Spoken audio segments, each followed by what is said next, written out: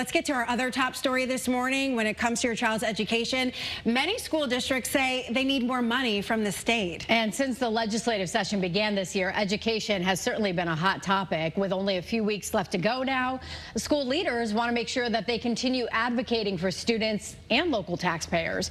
Your reporter Anna Stansfield is live outside the state building this morning. So Anna, what will leaders be talking about there today? Well, good morning, guys. For more than a decade, state funding for districts across our state has stayed at a steady and flat rate. But these leaders say that's not really fair, especially as in the last few years, inflation has made their costs skyrocket, which is why today they're asking for change and for more funding. This all has to do with the ECS, or the Education Cost Sharing Formula. It's a Connecticut-based funding formula that hasn't been changed since 2013. Right now, that formula says the cost to teach your average student is about $11,500. Realistically, though, with an increase in costs in recent years, local school leaders say that cost has jumped to about $16,000.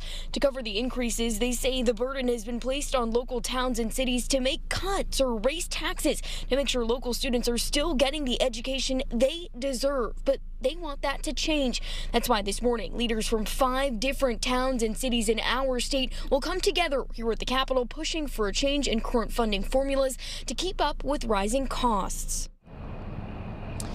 Now, it is important to note that this does come just a few days after Governor Ned Lamont announced that he's going to be launching a commission specifically designed to look for better ways to improve the state's current funding formula, which would likely address some of these concerns. But it's not going to come soon enough, as a lot of these districts are going to have to start designing their own school budgets in the near future, which is why, again, they're going to be here today demanding for change before the legislative session wraps up. I'm your reporter live at the Capitol, Anna Stansfield, Channel 3 Eyewitness News.